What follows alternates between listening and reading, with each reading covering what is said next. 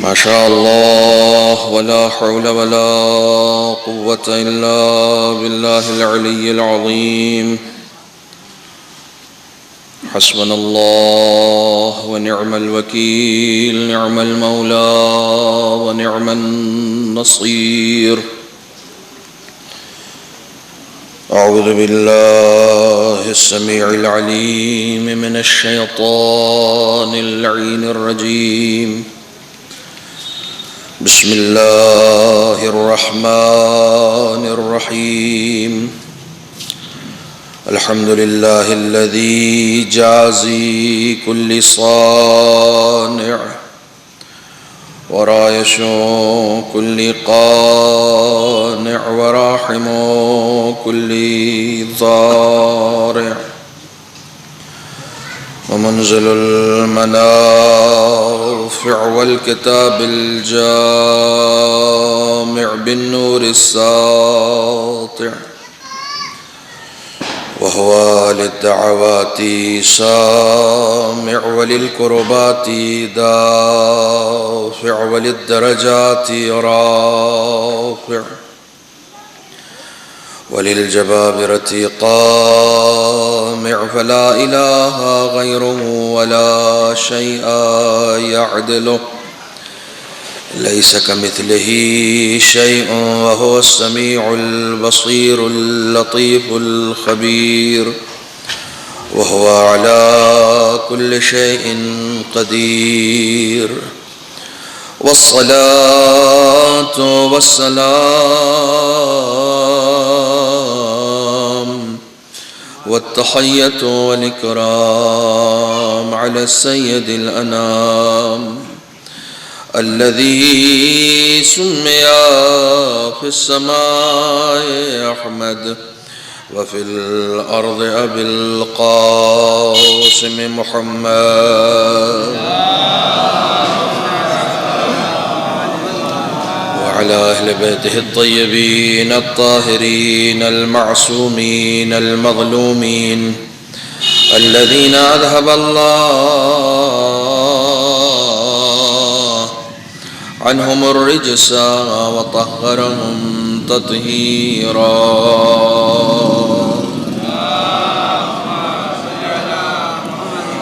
ولعنة الدائمة الباقية على أعدائهم وغاصب حقوقهم ومنكر فضائلهم أجمعين. أما بعد، فقد قال الله الحكيم في القرآن الكريم: بسم الله الرحمن الرحيم. ولتكن خير أمة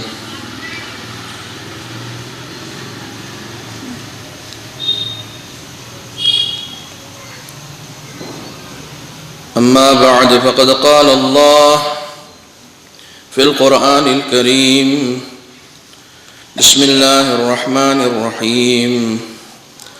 ولتكن منكم أمة يدعون إلى الخير ويأمرون بالمعروف وينهون عن المنكر وأولئك هم المفلحون.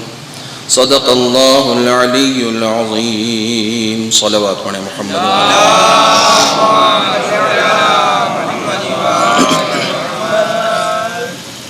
التماس ہے ایک مرتبہ سورہ حمد اور 3 مرتبہ سورہ اخلاص کی تلاوت فرما کر شہناز فاطمہ مرحومہ بنت محمد موسیٰ مرحوم، ام حبیبہ مرحومہ بنت نثار علی مرحوم، ابو القاسم کربلائی مرحوم، ابن غلام مصطفیٰ کربلائی مرحوم، محمد موسیٰ مرحوم اور رباب بانو مرحومہ کی روح کو احسان فرمائے. صلوات پڑھیں محمد و آل محمد.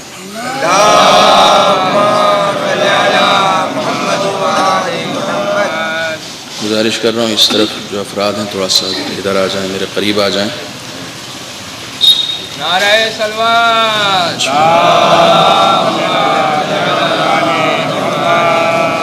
جگہ یہاں سامنے خالی ہے تو اگر آپ لوگ ادھر اٹھ کے تشریف لے آئیں، کوئی بغیر کسی تکلف کے آ جائیں ادھر، بعد میں آنے والوں کو انشاءاللہ آسانی ہوگی. محمد والے محمد صلوات. شیخ صاحب آپ تو سامنے.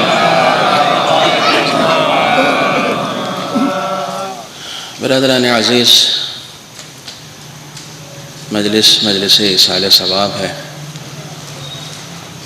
اور مہینہ ماہ خیر و برکت ہے، اعیاد کا مہینہ ہے، عید کی جمع اعیاد ہوتی ہے۔ ہم لوگ ایک مرتبہ اگر عید آ جائے تو بڑوں کو تلاش کرتے رہتے ہیں تاکہ عیدی حاصل کر سکیں۔ بچپن میں جب عید آتی تھی تو سب سے زیادہ خوشی جو ہے وہ عیدی ملنے کی ہوتی تھی، لیکن عیدی لینے کے لیے بڑوں کے حضور میں جانا ضروری ہوتا تھا۔ یہ مہینہ عیدوں کا مہینہ ہے، یہ مہینہ رسول کے گھر میں خوشیوں کا مہینہ ہے، یہ مہینہ علی و فاطمہ کے گھر میں خوشیوں کا مہینہ ہے، یہ مہینہ اہل بیت کے گھر میں خوشیوں کا مہینہ ہے۔ ضرورت صرف اس بات کی ہے کہ ہم اہل بیت کے لیے چھوٹے بنے رہیں اور ان عیدوں کے بہانے سے ان سے توسل کرتے رہیں تاکہ عیدیاں حاصل کرنے میں کبھی بھی دریغ نہ کریں۔ آپ یقین جانیے اہل بیت کا کرم اتنا عام ہے کہ یہ غیروں کو منع نہیں کرتے تو اپنوں کو کہاں سے منع کریں گے۔ ضرورت صرف اس بات کی ہے کہ ہم اپنے اندر لینے کی صلاحیت پیدا کریں۔ میں ہمیشہ عرض کرتا ہوں جب بھی کسی خوشی کا موقع آئے، جب بھی کسی غم کا موقع آئے، یعنی کوئی بھی ایسی ساعت، کوئی بھی ایسی تاریخ، کوئی بھی ایسا وقت جو اہل بیت سے منسوب ہو، تو اس وقت کو بہت ہی خوبی کے ساتھ استعمال کریں، معاملہ کریں اہل بیت کے ساتھ، چونکہ وہ خاص وقت ہے جس وقت خداوند عالم نے اپنے ایک خاص بندے کو اس دنیا میں بھیجا ہے۔ خداوند عالم کے نزدیک اس وقت کی ایک اہمیت ہے، تبھی اس بندے کو بھیجا ہے۔ ہمارے ہاں ایک زمانے میں ایک چلن شروع ہو گیا تھا کہ 3 اور 13 یہ سب منحوس تاریخیں ہیں، پتہ نہیں یہ سب ساری چیزیں کہاں سے آئیں، مجھے نہیں معلوم۔ کسی کے پاس اگر ہے تو مجھے وہ سورس لا کر دکھائے۔ ایام ہفتہ سب کے سب دن خدا کے بنائے ہوئے ہیں، لیکن اس میں کچھ دن ایسے ہیں جن کو خدا نے زیادہ بافضیلت بنایا ہے۔ کوئی دن ایسا نہیں ہے جسے منحوس بتایا ہو کہ یہ دن منحوس ہے، نہیں، یہ دن زیادہ بافضیلت ہے۔ خداوند عالم کی طرف سے جو کچھ بھی آتا ہے وہ عین نعمت ہوتا ہے، نحوست نہیں ہوتا ہے۔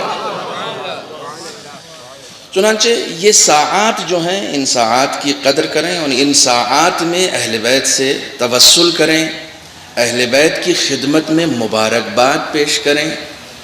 ہمارے یہاں برتھ ڈے منانے کا کلچر ہے، ہم سیلیبریٹ کرتے ہیں، اینیورسری سیلیبریٹ کرتے ہیں، ہماری شادی کی پہلی سالگرہ، دوسری سالگرہ، میرے بچے کی سالگرہ، یہ سیلیبریٹ کرنے کا کلچر ہمارے اندر ہے، ہم کرتے ہیں۔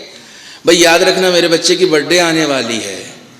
اب جس کے گھر میں برتھ ڈے ہو رہی ہے، آپ جب اس کے بچے کے لیے گفٹ لے کر جاتے ہیں تو باپ کا دل خوش ہوتا ہے یا نہیں ہوتا ہے؟ ہوتا ہے نا۔ اب کلچر اور آگے بڑھ رہا ہے، جب آپ گفٹ لے کر جاتے ہیں تو ریٹرن گفٹ کا بھی کلچر ہے۔ توجہ فرما رہے ہیں، جب آپ کہیں بھی گفٹ لے کر جاتے ہیں تو سامنے والا اگر باغیرت ہے تو وہ کہتا ہے یہ کچھ لے کر آیا ہے تو پھر ہمارے یہاں سے خالی ہاتھ نہ جائے۔ جس کے اندر تھوڑی سی غیرت ہوتی ہے وہ ریٹرن گفٹ دیتا ہے، جن کی وجہ سے غیرتیں دنیا میں قائم ہیں۔ اگر کوئی ان کے برتھ ڈے کو سیلیبریٹ کرے گا اور ان کے لیے کچھ کرے گا تو آپ یقین جانیے وہ ریٹرن گفٹ جتنا اچھا دیتے ہیں ان سے اچھا کوئی ریٹرن گفٹ اس دنیا میں دے نہیں سکتا ہے۔ ہمیں اپنے اندر لینے کی صلاحیت پیدا کرنی پڑے گی۔ چنانچہ یہ موقع بہت اچھا ہے، یہ مہینہ بہت اچھا ہے۔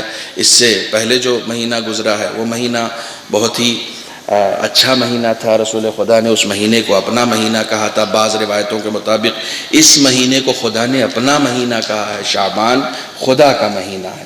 اور رمضان المبارک میری امت کا مہینہ ہے. بہرحال کسی بھی عمل کو قبول ہونے کے لیے بہت توجہ رکھیے گا. میرے پاس وقت الحمدللہ آج ہے، چونکہ میں 8:30 بجے بیٹھ گیا ہوں، لہٰذا میں گفتگو کو جب چھیڑ دوں گا تو انشاءاللہ آپ کو میں چھوڑوں گا بھی نہیں. ایک صلوات پڑھیں محمد و آل محمد. کسی بھی عمل کو عمل کہنے کے لیے بنیادی شے کیا ہے؟ سوال. یہیں سے بات شروع کر رہا ہوں میں. عمل یعنی فروع دین، نماز سے لے کر تولا اور تبرہ تک، یہ سارے اعمال ہیں جن کی ہم کو دعوت دی گئی ہے. وہ کون سی ایسی شے ہے کہ اگر وہ نہ ہو تو ہر عمل صرف جسم رہ جاتا ہے، ایک ایسا جسم کہ جس میں روح نہ ہو.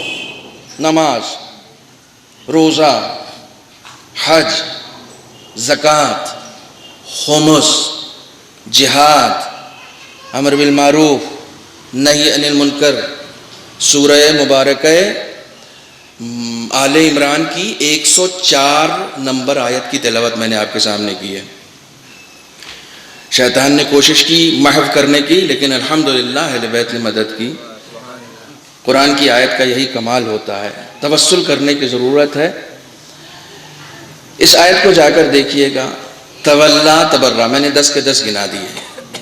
یہ سب اس کے علاوہ بھی عمل ہیں، یہ تو ہمیں بتانے کے لیے 10 بتایا گیا ہے، ورنہ عمل صرف اتنے ہی نہیں ہیں.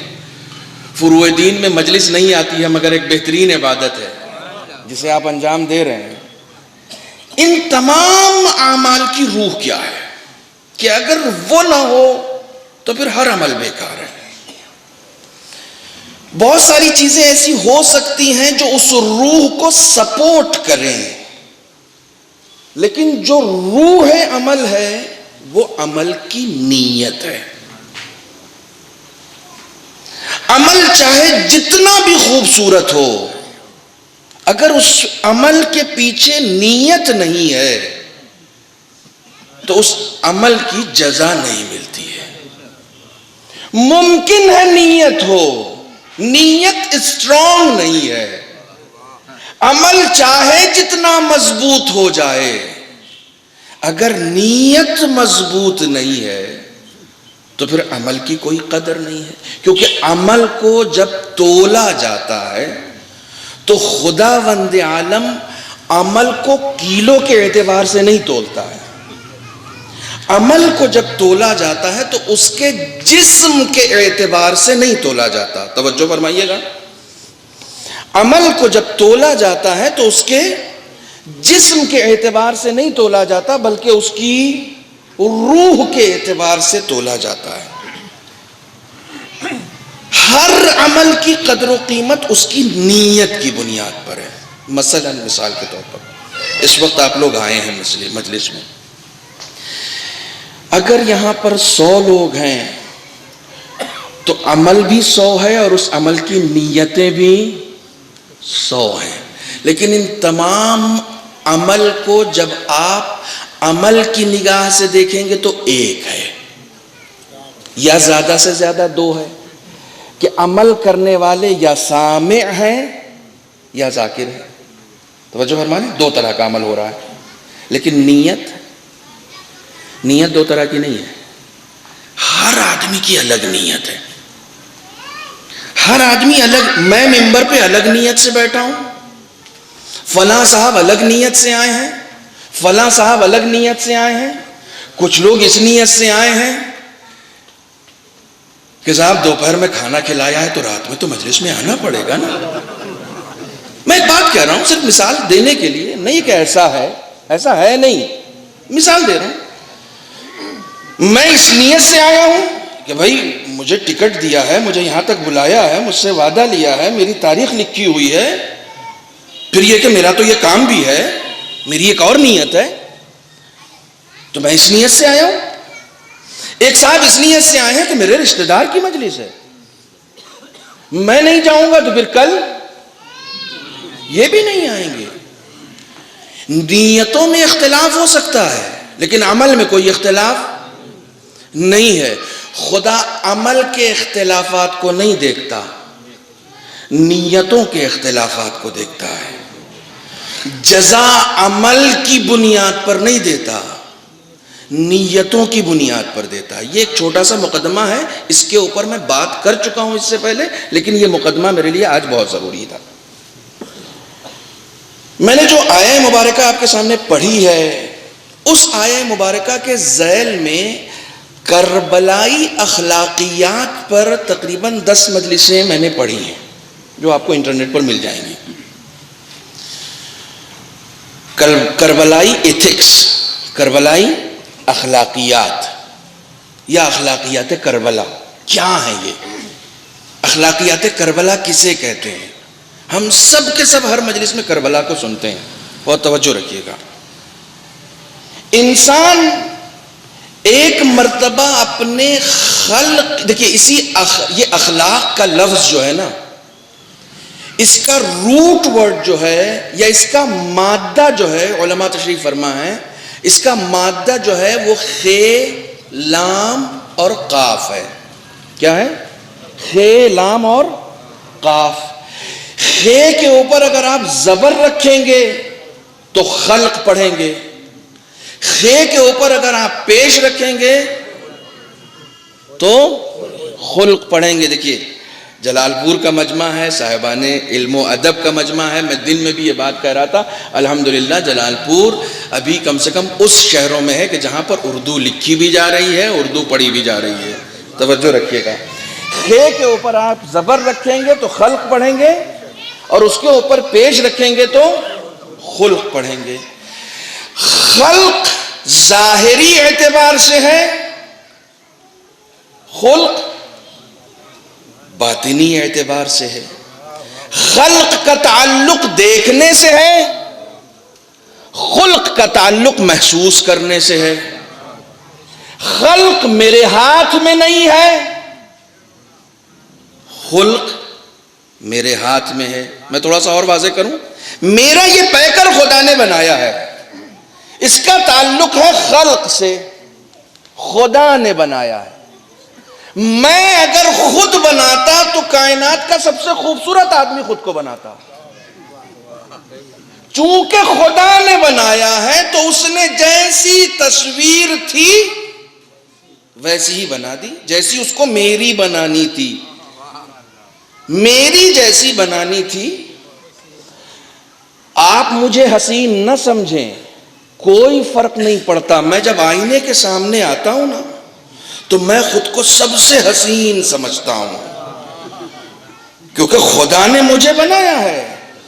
اور میں جب اپنے آپ کو خلقی اعتبار سے دیکھتا ہوں، دیکھیے یہ حسن کا معیار جو ہے نا، یہ بھی اپنے اپنے نظریے کے اعتبار سے.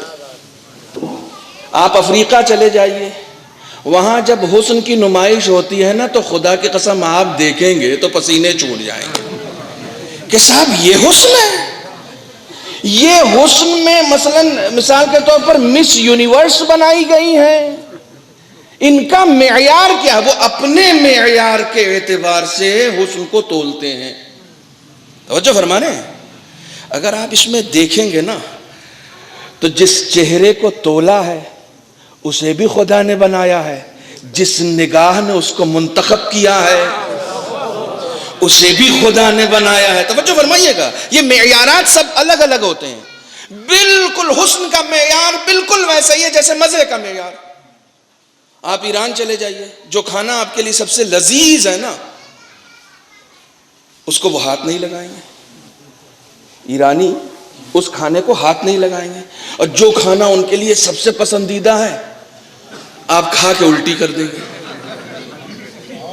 معلوم ہوا حسن کا معیار بھی اپنا اپنا اور مزے کا معیار بھی. بہت سارے لوگوں کو گٹکا اچھا لگتا ہے، اس میں ان کو مزہ آتا ہے، بہت سارے لوگ اس سے بیزار ہیں. اس کا مطلب مزے کی بھی جو ڈیفینیشن ہے وہ سب اپنی اپنی ہے، حسن کی بھی جو ڈیفینیشن ہے وہ سب اپنی اپنی ہے. اصل حسن کیا ہے؟ بہت توجہ رکھیے گا، میں ایک عظیم مرحلے کو سر کر رہا ہوں اس وقت. اصل حسن کیا ہے؟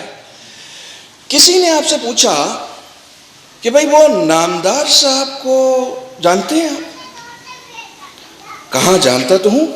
کہا کیسے ہیں؟ کہا لمبے سے. کہا میاں یہ میں نے دیکھا، میں نے بھی ہے. میں یہ تھوڑی پوچھ رہا ہوں کہ لمبے ہیں کہ ناٹے ہیں.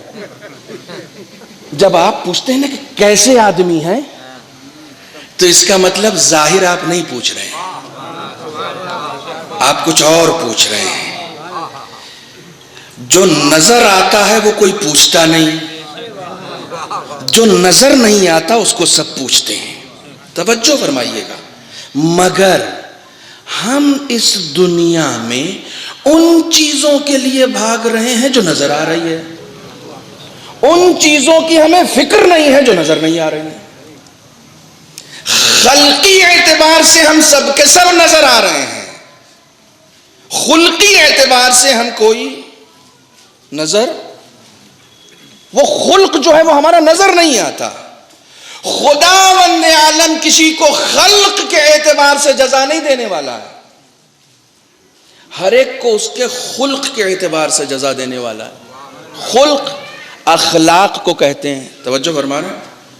خلق جو ہے وہ اخلاق کو کہتے ہیں. ایک چیز ہے جو نظر آ رہی ہے اور ایک چیز جو ہے وہ نظر نہیں آ رہی ہے.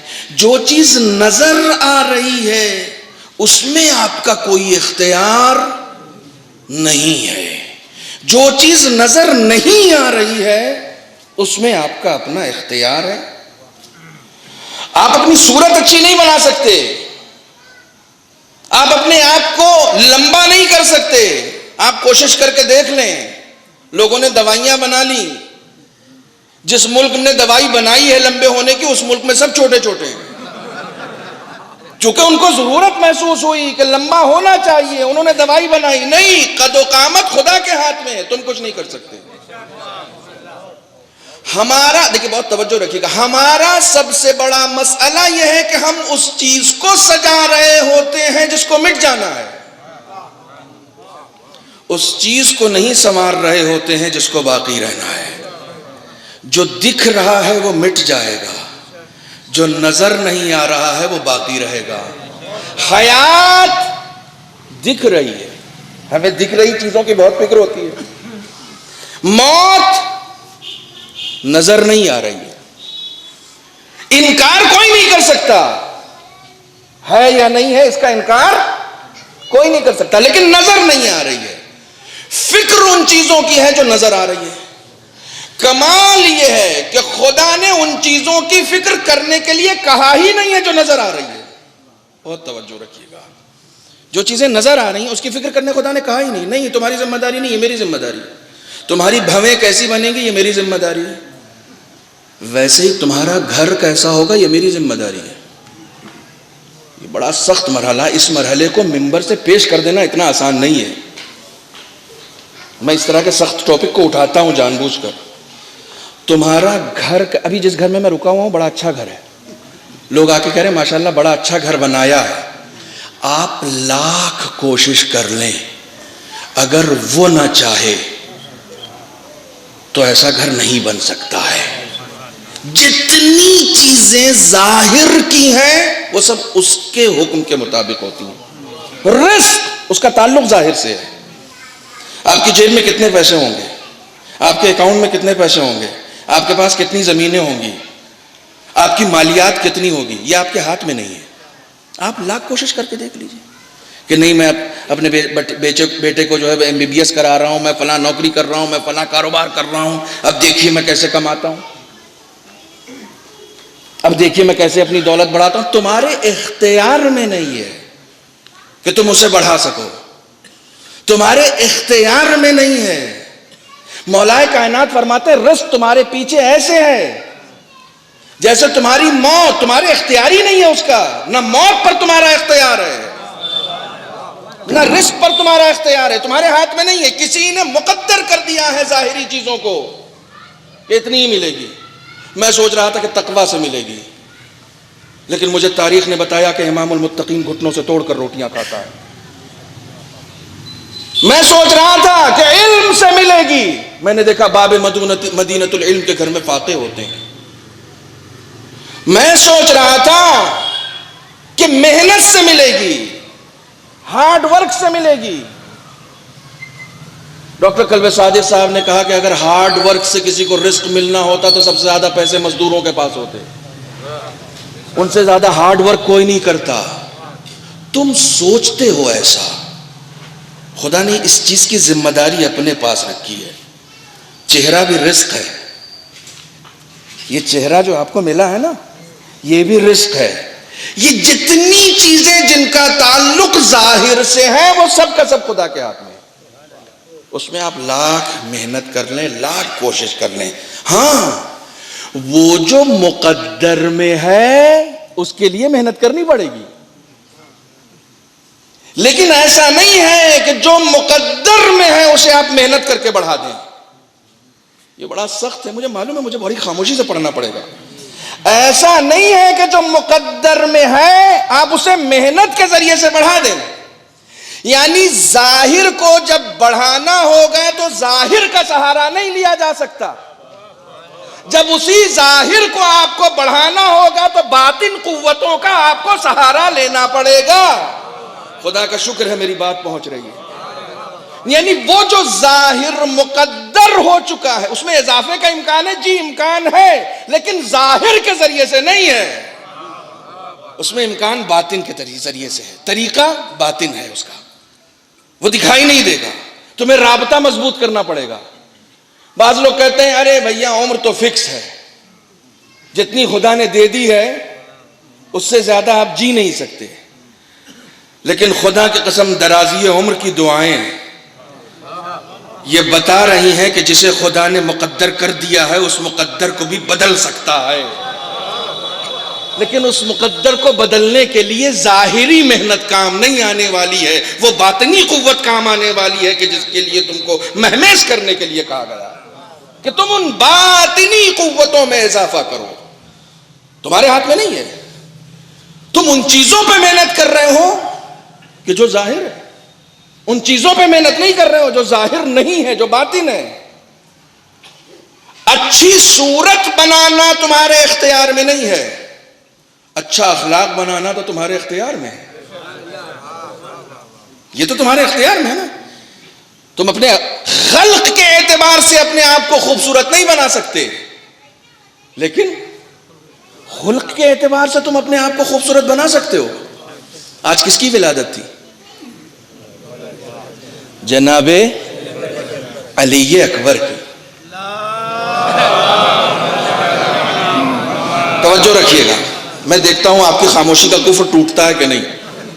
جناب علی اکبر، جناب علی اکبر کو جس وقت امام حسین نے کربلا میں بھیجا تو کیا کہا؟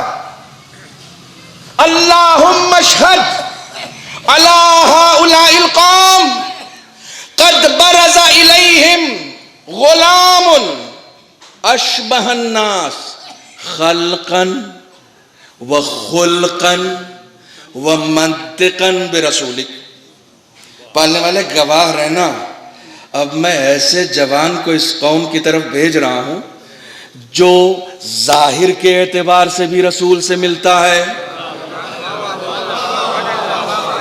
خلق کے اعتبار سے بھی رسول سے ملتا ہے، اور خلق کے اعتبار سے بھی رسول سے ملتا ہے. دیکھو خلق کے اعتبار سے علی اکبر کے اختیار میں نہیں تھا کہ وہ رسول کا چہرہ لے کر پیدا ہو. ظاہری اعتبار سے جناب علی اکبر کے اختیار میں یہ بات نہیں تھی کہ وہ رسول کا چہرہ لے کر پیدا ہو، لیکن خدا نے ان کو رسول کا چہرہ دے کر بھیجا. جب خلق کے اعتبار سے رسول جیسا بنایا تو یہ علی اکبر علیہ السلام کی اپنی محنت تھی کہ خلق کے اعتبار سے بھی اپنے آپ کو رسول جیسا بنا دیا.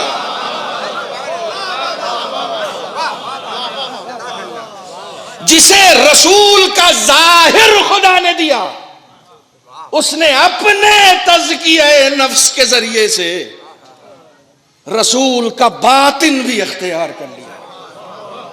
معبود تو نے ظاہر دیا ہے، میں نے باطن اختیار کیا ہے.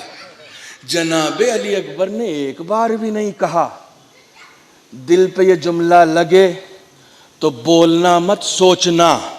جناب علی اکبر معصوم نہیں ہے، رسول عصمتوں کے پروردگار کا نام ہے.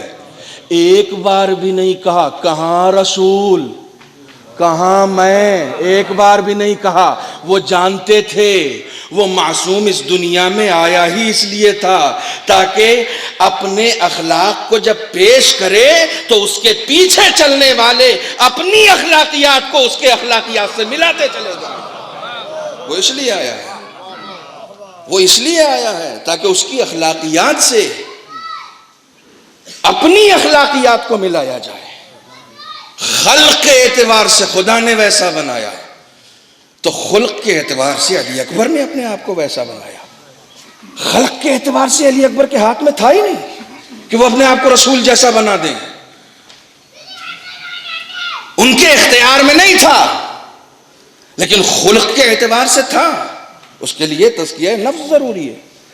توجہ فرمانے، دنیا ظاہر ہے، دکھائی دے رہی ہے، آخرت دکھائی نہیں دے رہی. جو دکھائی دے رہا ہے اس میں تمہارے اختیارات محدود ہیں، تم کچھ نہیں کر سکتے. لیکن جو نہیں دکھائی دے رہا ہے، ہم یہ سمجھتے ہیں کہ شاید حیات وہاں نہیں ہے. اور توجہ رکھیے گا، میں جس حیات کی بات کر رہا ہوں چونکہ یہ درسی مواد ہے اور اس کو جو ہے وہ فلسفہ الہیات کا، یہ الہیات کا جو فلسفہ ہوتا ہے اس کو میں ممبر سے پیش کرنے کی کوشش کر رہا ہوں. ہم نے موجودات کی دو قسمیں پڑھی ہیں، ایک جاندار اور ایک بے جان. جلال پور والوں مجھے یقین ہے پہلی مرتبہ ممبر سے یہ جملہ سن رہے ہوگے، ایک جاندار اور ایک بے جان. فلسفہ الہیات یہ کہتا ہے بے جان نام کی کوئی چیز نہیں ہے دنیا میں. دنیا میں خدا کی قسم یہ ممبر علم لدنی ہے. بے جان نام کی کوئی شے دنیا میں ہے ہی نہیں. خدا نے خلق کیا ہے، بے جان ہونے کا کیا مطلب؟ جس کو بھی پیدا کیا حیات دے کر پیدا کیا، جو ہے تو حیات لے کر ہے. اس کی حیات کے نمو کو ہم نہیں دیکھتے لیکن حیات ہے. دلیل قرآن، روایت نہیں آیت، اور آیت بھی ایک دو نہیں سینکڑوں. آخرت جو دکھائی نہیں دیتی، میں تھوڑا سا واضح کر دوں، اس کے لیے یہ کہا جاتا ہے کہ وہاں پر جہنم بھی بات کرے گا. حل من مزید کس کا قول نقل کیا؟ قرآن نے نقل کیا ہے کہ جہنم سے پوچھا جائے گا حل امتلأت، کافی ہے؟ تو کہے گا حل من مزید، اور ہے تو سب سنیں گے. بولتا وہی ہے جس میں جان ہوتی ہے. تم جہنم کو بے جان سمجھ رہے ہو؟ جان ہے اس لیے تو بولتے ہیں. روایتوں میں آیا ہے کہ جنت کے پھل جب جنتی گزریں گے نا تو جنت کے پھل کہیں گے دیکھو اس کو کھانے سے پہلے مجھے کھا لو. جنت کے پھل کہیں گے بھئی دیکھو اس کو پہلے مجھے پلیز. تو وہ اس کی بات بھی سنے گا، وہ کہیں گے، وہ بولتے ہیں. بولتے سب ہیں، جن کو خدا نے پیدا کیا ہے سب بولتے ہیں. آخرت میں وہ آواز ہم سننے لگیں گے، دنیا میں ہم سنتے نہیں. آخرت میں اس حیات کو ہم دیکھنے لگیں گے، دنیا میں اس حیات کو ہم دیکھتے نہیں. مگر حی سب ہیں کیونکہ حی نے پیدا کیا ہے. حی نے پیدا کیا ہے تو اس نے حیات دی ہے.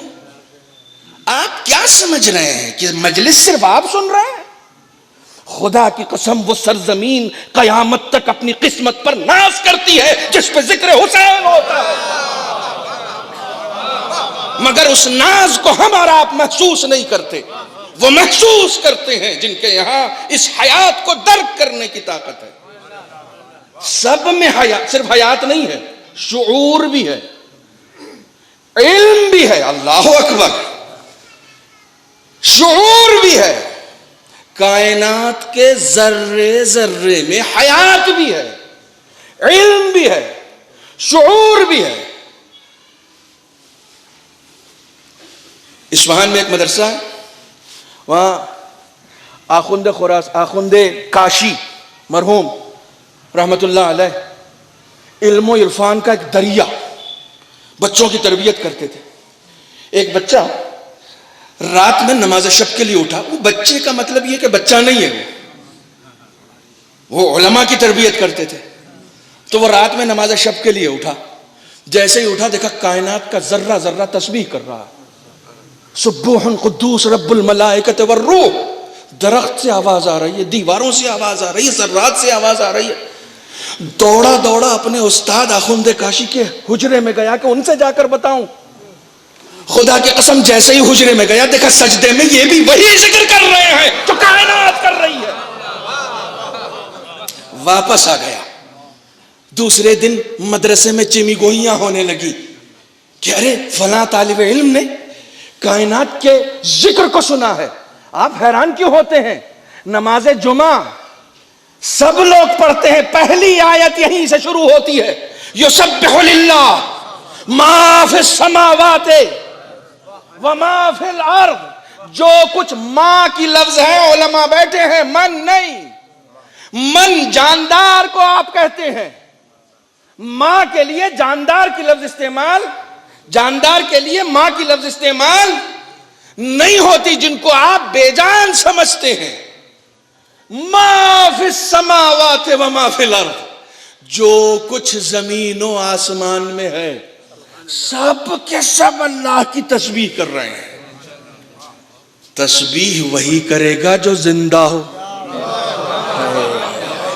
نہیں اس میں پوری ایک مجلس ہے، غور کرنا. خدا کا ذکر زندہ کرتا ہے، مردہ نہیں کرتا. مردے کی تعبیر اور مردے کی تفسیر جاننی ہے تو یہ سمجھ لو کہ جو ذکر خدا نہیں کرتا وہ مردہ ہے. جو زندہ ہوگا، حیات کی شرط یہ ہے. بانو جب دن میں مدرسے میں چہل پہل ہوئی اور یہ خبر اڑتے اڑتے آخوند کاشی کے کانوں تک پہنچی کہ فلاں طالب علم نے رات کو کائنات کی تسبیح سنی ہے، تو وہ مسکراتے ہوئے کہنے لگے کائنات کی تسبیح پڑھنا حیرانی کی بات نہیں ہے، اس کا سننا حیرانی کی بات ہے. کائنات تسبیح کر رہی ہے، یہ تسبیح کرنا حیرانی کی بات نہیں ہے، بلکہ اس نے سنا کیسے، حیرانی کی بات یہ ہے. اسی اصفہان میں مجتہداں 2-3 سے زیادہ خواتین مجتہد نہیں ہوئی. موجودہ دور کی بات میں کر رہا ہوں، یعنی موجودہ ابھی ہمارے موجودہ دور میں. آیت اللہ مرشی نجفی ان سے ملنے جایا کرتے تھے، اتنی بڑی شخصیت تھی. بانو امین اصفہانی، اصفہان میں قبر ہے، زیارت کی جگہ ہے. وہ اس خاتون جو مجتہدہ تھی اس کی قبر زیارت کی جگہ ہے. کئی کتابیں لکھی، مخزن العرفان کے نام سے تفسیر قرآن لکھی. اللہ اکبر، کیا بزرگ شخصیت تھی، خاتون تھی. ان کے بارے میں نقل کیا جاتا ہے کہ جب ان آیات کی تفسیر لکھ رہی تھی کہ جس میں خداوند عالم کہتا ہے کہ جو کچھ زمین و آسمان میں ہے سب خدا کی تسبیح کرتے ہیں، تو کہتی ہیں جب میں اس کی تفسیر لکھ رہی تھی تو کائنات کی تسبیح کو سن بھی رہی تھی، لکھ بھی رہی تھی. سب کے سب تسبیح کرتے ہیں. کائنات میں سب کے پاس حیات بھی ہے، شعور بھی ہے، ذکر بھی ہے. پھر قرآن کی آیت سناؤں، صرف اتنا ہی نہیں ہے، قد علم تسبیح صلاتہ و تسبیحہ. یہ قرآن کی آیت ہے. صرف یہی نہیں کہ یہ تسبیح کرتے ہیں، بلکہ کس کی کون سی تسبیح ہے سب جانتے ہیں. یعنی سب اپنے صوم و صلات سے واقف ہیں. کائنات کے ذرے ذرے اپنی صوم و صلات سے واقف ہیں.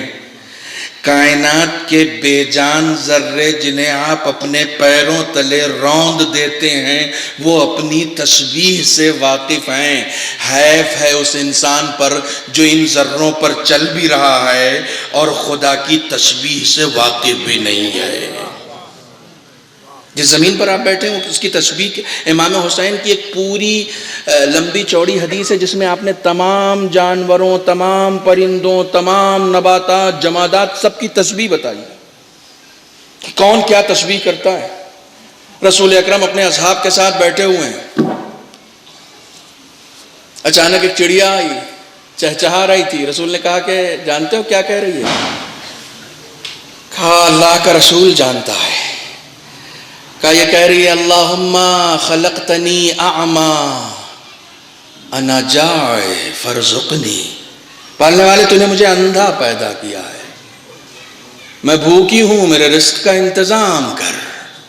کہا خدا سے یہ فریاد کر رہی ہے.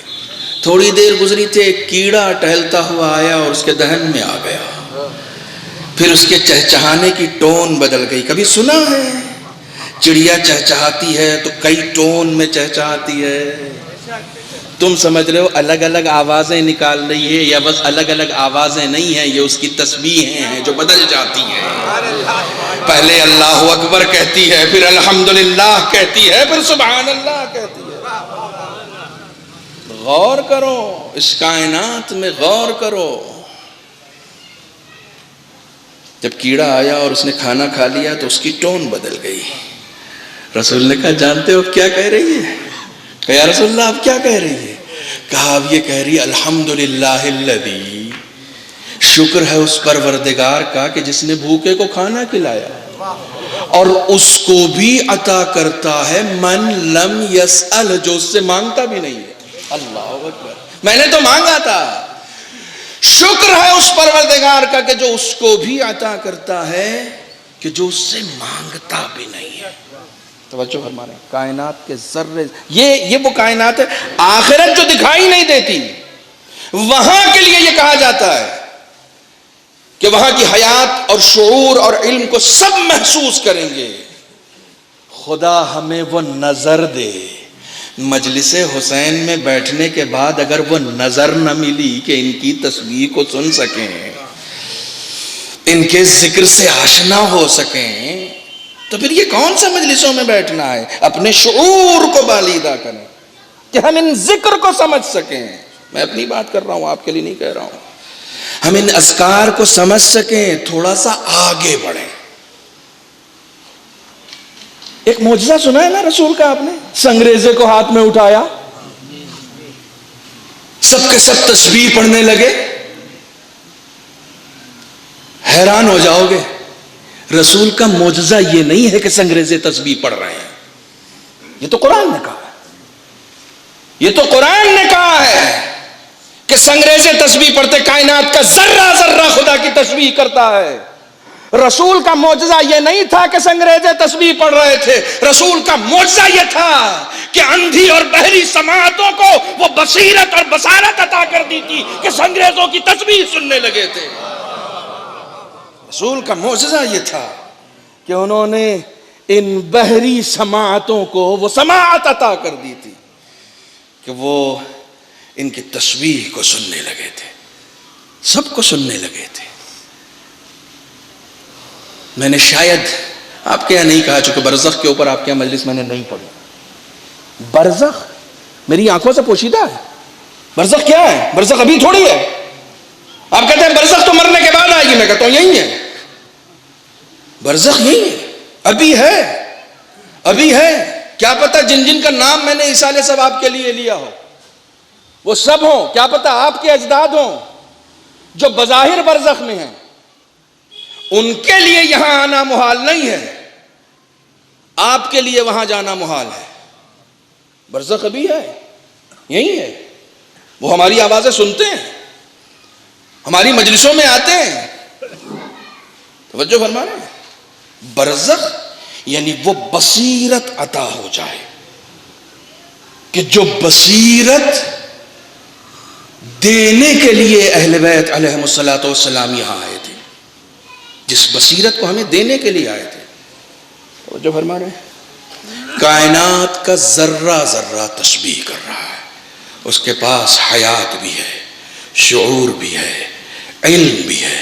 یہ بصیرتیں جب ہمارے اندر آ جاتی ہیں اور ہم یہ سمجھنے لگتے ہیں کہ جب اس دنیا کے ماورا ہم جائیں گے تو وہاں ان تمام حیاتوں کو ہم محسوس کرنے لگیں گے، تو پھر یہاں سے ایک شعور بالیدہ ہوتا ہے کہ وہ شعور آج سے ہی کیوں نہ ڈیولپ کیا جائے. ممکن ہے؟ ممکن ہے؟ اہل بیت اور کیوں آئے ہیں یہاں؟ اہل بیت کیوں آئے ہیں؟ اہل بیت ہم ذاکروں کی روزی روٹی کے لیے تھوڑی آئے ہیں کہ ہاں ہمارے دانے پانی کا انتظام ہو جائے. دانے پانی کا تو فرعون کے بھی انتظام ہے, سب کے دانے پانی کا انتظام ہے. ہماری سب سے بڑی مشکل یہ ہے کہ جملہ آپ کا سنا ہوا ہوگا, میں کئی مرتبہ دہراتا ہوں اس کو. دو چیزیں ہیں, ایک ذمہ داری خدا نے اپنے لیے لی ہے, ایک ذمہ داری ہمیں دی ہے. اپنے لیے رزق کی ذمہ داری لی ہے, ہمارے لیے آخرت کی ذمہ داری دی ہے. جو ذمہ داری اس نے لی ہے ہم اس کے پیچھے بھاگ رہے ہیں, جو ذمہ داری اس نے ہمیں دی ہے ہم اسے بھولے بیٹھے. دو لوگوں تک یہ بات پہنچی, انہوں نے واہ واہ کہی, باقی لوگ صلوات پڑھ دیں.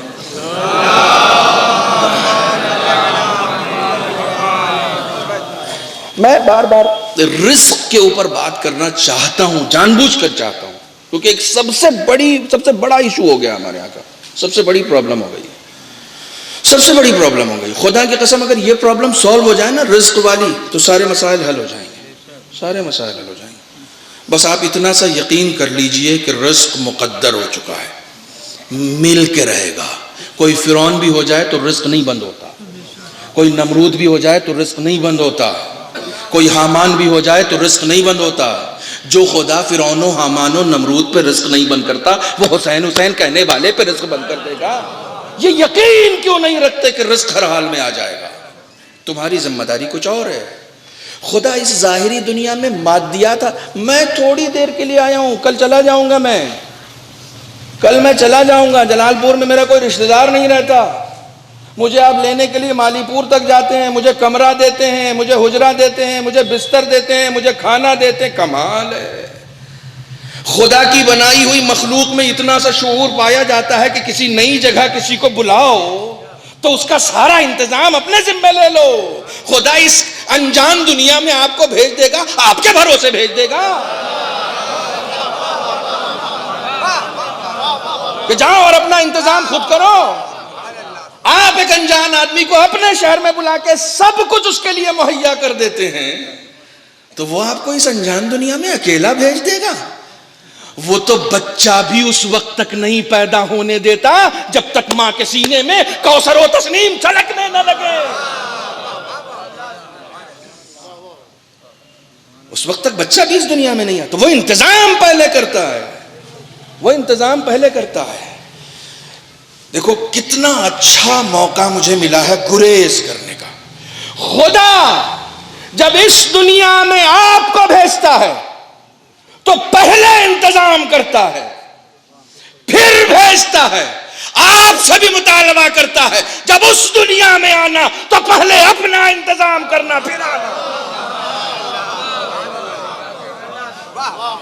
دیکھو اتنے خشک موضوع پر بھی تم نے واہ واہ کہی دیا, یہ تمہارا بڑکپن ہے. صلوات پڑھے محمد و آل محمد. شعور سکھایا جا رہا ہے, شعور سکھایا جا رہا ہے.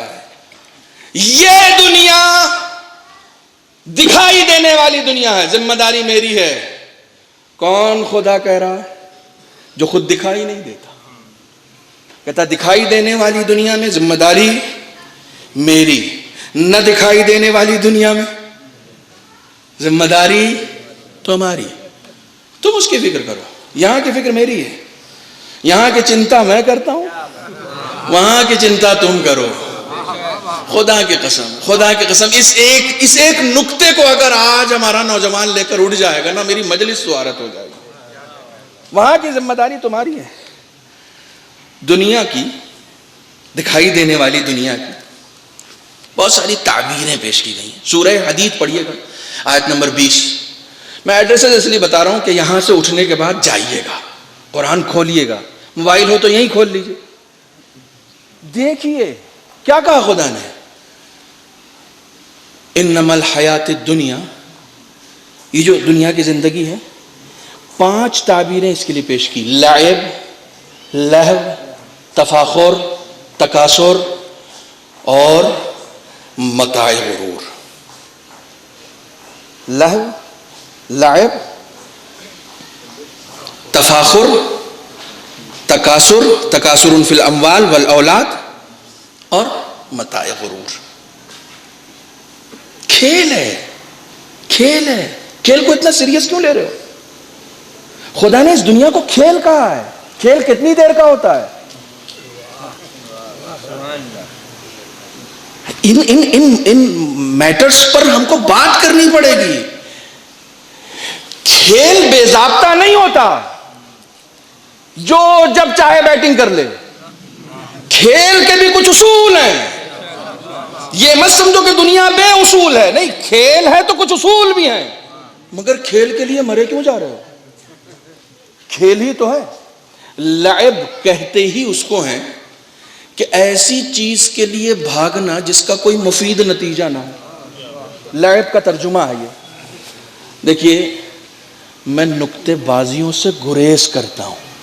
میں قرآن مجید کی تفسیر دیکھ کر منبر پہ بیٹھتا ہوں. میں لغات دیکھ کر منبر پہ بیٹھتا ہوں. میں اہل بیت سے مدد لیتا ہوں منبر پر بیٹھ کر. نہ اپنے علم پر ناز ہے، کسی چیز پر ناز نہیں ہے، نہ اپنی تقریروں پر، کسی چیز پر ناز نہیں ہے. ایک طالب علم ہوں، کسی بھی چیز کو پیش کرنے سے پہلے میں اس کے اوپر محنت کر کے آتا ہوں. دنیا کھیل ہے، لہو. لہو اردو میں ہمارے یہاں اس کے لیے بیہودہ کا لفظ استعمال کیا جاتا ہے. کیا بیہودہ کام کر رہے ہو؟ یعنی لہو. دنیا کو لہو کہا گیا. لہو یعنی ایسا کام جس میں مزہ تو آئے مگر حاصل کچھ نہ ہو. لہو اس کو کہتے ہیں جس میں مزہ تو آئے مگر حاصل کچھ نہ ہو. لہو اس کو بھی کہتے ہیں جس میں مزہ آئے کچھ حاصل نہ ہو، بعد میں اس مزے پر افسوس ہو. لہو اسی کو کہتے ہیں کہ مزہ تو آیا تھا مگر بعد میں اسی مزے پر افسوس کر رہے ہیں کہ یہ کیا کر دیا ہم نے، یہ کیا کر دیا. اس کا مطلب دنیا لہو و لعب کی جگہ ہے. سب کے لیے نہیں ہے. اہل بیت بھی اسی دنیا میں تھے. سب کے لیے نہیں ہے. یہ ان کے لیے ہے جنہوں نے بنایا ہے. توجہ فرما رہے ہیں. کھیل میں لڑائیاں بھی ہوتی ہیں نا. کیسے بیچ بچاؤ کرنے. اچھا، کھیل میں سب کو انٹرسٹ نہیں ہوتا. بعض لوگوں کو تو اتنا انٹرسٹ ہوتا ہے کہ کھیلتے نہیں ہیں لیکن 6-6 گھنٹہ دیکھتے ہیں. اب مولوی صاحب ممبر پہ بیٹھ کے 1 سے 1.5 گھنٹہ اگر پڑھ دیں تو زیادہ پڑھ دیں. 6 گھنٹے تک ٹی وی کے سامنے بیٹھے رہے تو زیادہ نہیں لگا. 1 گھنٹے مولوی نے اہل بیت کی بات بتائی تو زیادہ لگ گیا. کیوں؟ انٹرسٹ اس میں ہے، اس میں نہیں ہے. اس میں انٹرسٹ ہو، اس میں کہاں مزہ. اس میں بھی انہی کے پاس مزہ آتا ہے جو ممبر پہ بیٹھ کے بھی مزہ دیتے ہیں، فری کی جنت بانٹ دیتے ہیں. ان کے پاس زیادہ مزہ آتا ہے. ہم جیسے لوگوں کے لیے کہا جاتا ہے مزہ نہیں آیا یار، پکا دیا.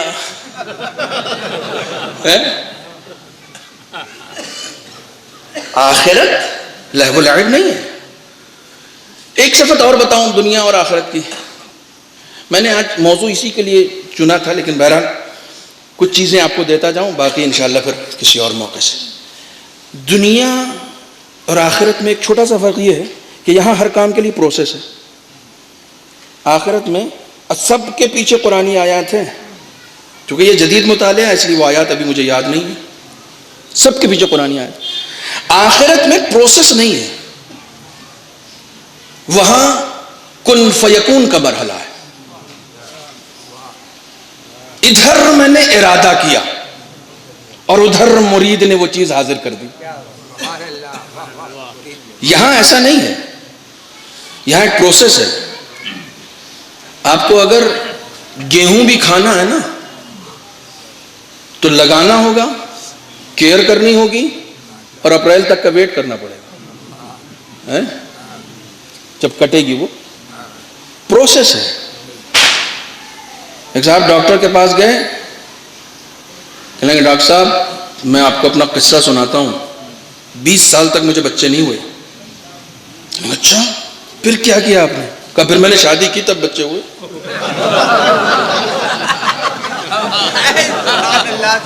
میں ذرا آپ کی تھکان دور کر رہا ہوں. پروسیس ہے. بغیر پروسیس کے آپ اس نتیجے تک نہیں پہنچ سکتے. پروسیس, اس پروسیس کو آپ کو حل کرنا پڑے گا. آخرت میں کوئی پروسیس نہیں ہے. ادھر کہا تو جس دنیا میں ہر چیز محنت سے حاصل ہوتی ہو, ہر چیز پروسیس سے حاصل ہوتی ہو, اس دنیا سے دل لگانے سے کیا فائدہ؟ دل لگانا ہے تو اس جگہ سے لگاؤ جہاں ادھر خواہش ہوئی. نا نا نا نا نا, میری بات تو سمجھیں. ہاں, لوگ دنیا میں رہ کے بھی کچھ ایسی اخروی زندگی گزارتے ہیں کہ بھوک لگتی ہے تو خانے جنت زمین پر آ جاتا ہے, اور وہ یہ بتاتے ہیں کہ جب تم اس کی مرضی سے زندگی گزارتے ہو تو رہتے چاہے دنیا میں ہو, نظام جنت کا آ جاتا ہے. یہ جنت کا نظام یہاں آ جاتا ہے, ہو جاتا ہے. جنت کیا, جنت بھی کیا ہے؟ جنت آپ سوچ رہے ہیں کوئی آسمان ہفتوں پہ بنی ہوئی کوئی چیز ہے؟ جنت یہیں پر ہے, یہیں تو ہے جنت. یقین نہیں ہے تو فضا سے پوچھئے, جنت یہیں ہے, یہیں پر جنت ہے. وہ بصارت نہیں ملی کہ جنت نظر آ جائے, وہ صلاحیت خود میں نہیں پیدا ہوئی کہ جنت کی خوشبو سونگھ سکیں. جنت یہی ہے, جنت کا نظام بھی یہی ہے. ایک مسئلہ میرے لیے بہت سخت تھا, اس مسئلے کو میرے استاد نے حل کر دیا. بس بہت جلدی سے کہہ کے گزر جاتا ہوں چونکہ ہر بات ہمارے استاد نے یہ بھی بتایا تھا کہ جز راست نباید گفت و ہر راست نباید گفت. سچ کے علاوہ کچھ کہنا بھی نہیں چاہیے اور ہر سچ کہنا بھی نہیں چاہیے. لیکن ایک چھوٹا سا سچ ہے جو کہنے کے لائق ہے, بہت سارے کنفیوژنز دور ہو جائیں گے. جنت کا نظام اسی دنیا میں آ سکتا ہے. تم جنت کے مالکوں کے قدموں میں جاؤ تو صحیح, اپنے آپ کو ان پر قربان کرو تو صحیح, پھر دیکھو جنت کا نظام. جنت کا نظام کیا ہے؟ یستغنون الناس عن الحجام والحمام. جنت کا نظام یہ ہے کہ لوگ حجامت سے, حمام سے, دوسری ضروریات سے مستغنی ہو جاتے ہیں. میں نے کہا بہت دھیرے سے سن لو. جنت کا نظام کیا ہے کہ لوگ تمام تر ضروریات سے بے نیاز ہو جاتے ہیں. جو لوگ حسین کے قدموں میں آئے نا, حسین نے 3 دن تک جنت کا نظام کربلا میں بنا دیا. پانی نہیں تھا, صرف پینے کے لیے تھوڑی, ہر چیز سے حسین نے لوگوں کو بے نیاز کر دیا تھا.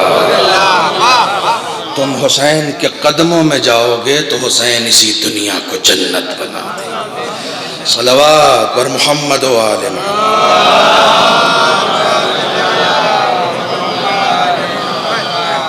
صلوات میں آپ نے خیانت کر دی.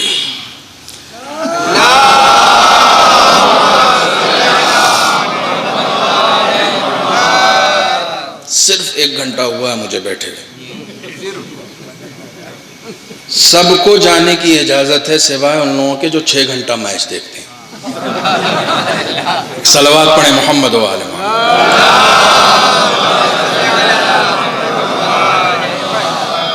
جو مجمع ہے وہ صلوات نہیں آ رہی ہے.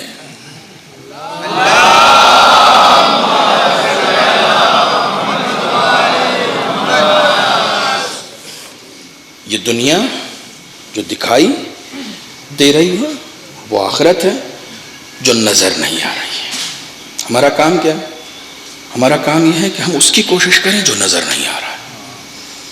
پچھلے سال کا تقریباً 1 سال کے بعد آیا ہوں, تقریباً پچھلے سال کا ایک جملہ پھر سے دہرا رہا ہوں کہ میں یہاں آیا ہوں تو یہاں میں ماسٹر صاحب کا مہمان ہوں. ٹھیک ہے,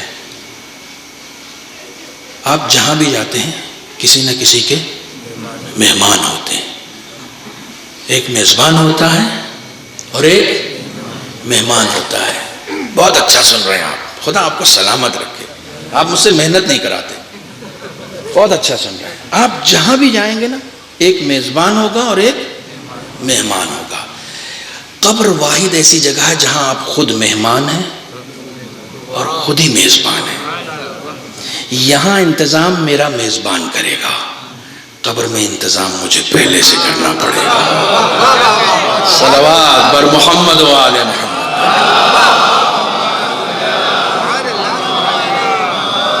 میں یہاں کس بستر پہ سوؤں گا میرا میزبان ڈیسائیڈ کرے گا، میں کتنے اچھے کمرے میں رکوں گا میرا میزبان سوچے گا، میں کیا کھاؤں گا میرا میزبان سوچے گا، یہ سب میزبان ہی سوچتا ہے۔ لیکن قبر میں تم خود اپنے میزبان ہو، کیا کھاؤ گے، کیسے بستر پر رہو گے، کتنا آرام چاہیے، یہ سب یہیں ڈیسائیڈ کر کے جاؤ۔ جو بھیجو گے وہی ملے گا، اس کے علاوہ اور کچھ نہیں ملے گا، وہی ملے گا۔ مولا کائنات فرماتے ہیں کہ ان المرء اذا ہلک قالت الملائکہ ما قدم وقال الناس ما خلف۔ جب انسان مرتا ہے تو ملائکہ کہتے ہیں کیا بھیجا، اور لوگ کہتے ہیں کیا چھوڑا۔ حضرت علی ہے، حضرت علی خطیب نہج البلاغہ ہے یہ۔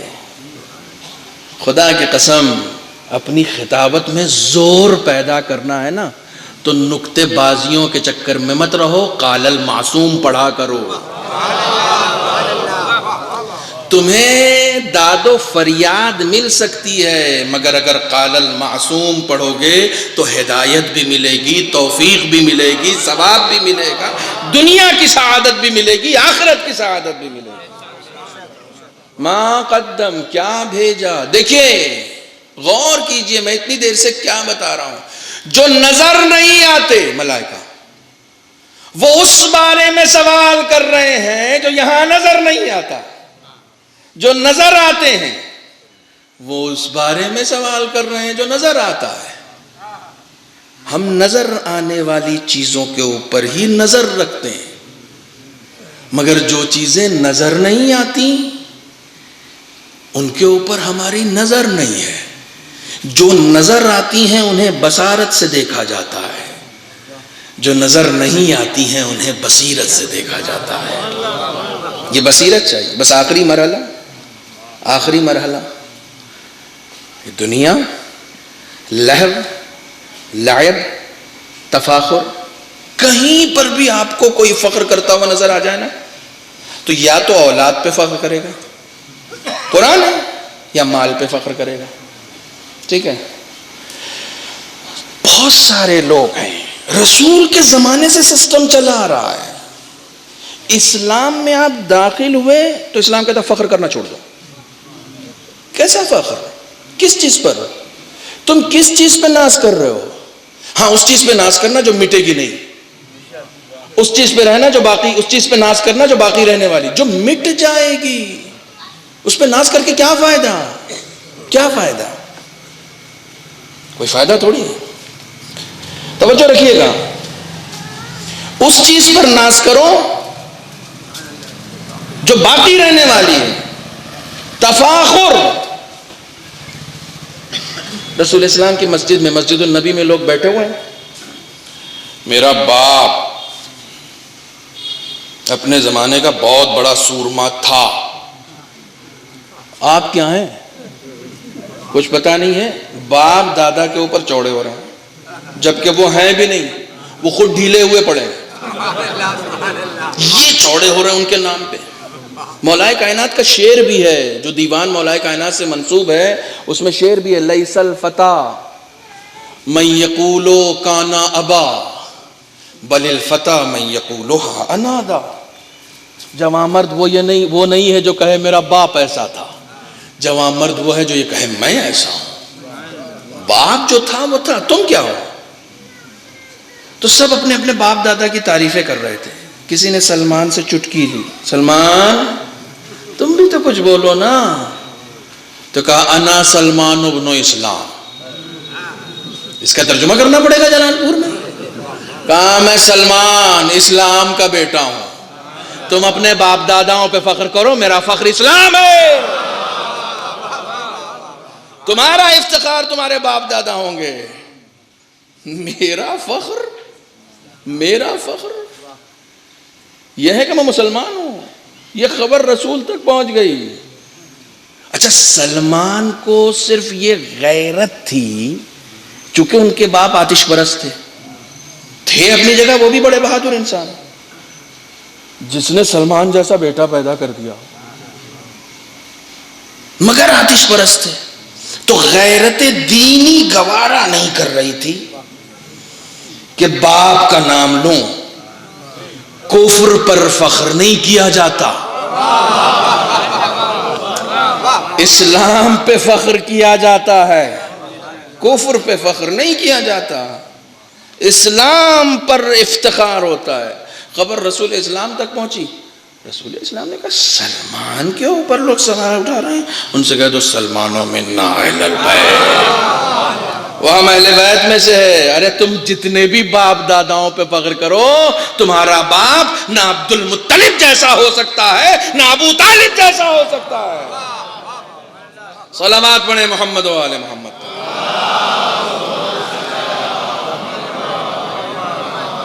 کوئی افتخار نہیں دنیا میں. جب کہیں پر آپ کو کوئی فخر کرتا ہوا نظر آ جائے, سمجھیے آخرت ابھی اس کے دل میں نہیں آئی. میں ڈیوائس بانٹتا ہوں, آپ کو پتا ہے اس جدید دور میں بہت سارے لوگ ڈیوائس, اور صرف ڈیوائس نہیں, اپلیکیشنز کے بارے میں بتاتے ہیں. یہ اپلیکیشن ڈاؤن لوڈ کر لیجئے تو آپ کو پتہ. اب تو ایسی سی گھڑیاں آ گئی ہیں جو آپ کا بی پی یو پی سب بتا دیتی ہیں, ہے نا, میں نے بھی پہن رکھی ہے. ہارٹ بیٹ بتا دیں گی آپ کی, سب کچھ بتا دیتی ہیں, اسٹریس لیول بتا دیں گی. یہ ایسی سی ڈیوائسز آ گئی ہیں. بہت ساری ڈیوائسز کو اسلام نے بھی بانٹا ہے, بہت ساری اپلیکیشنز کو اسلام نے بھی بانٹا ہے.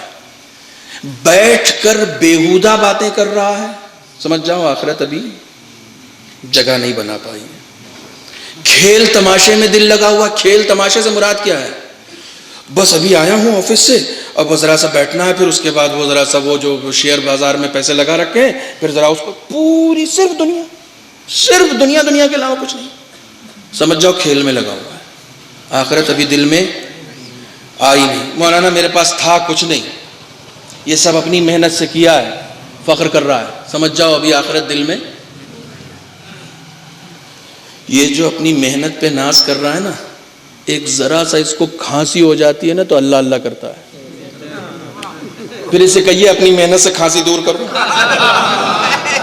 اتنے محنتی ہو, ایک کھانسی تو دور کر دو.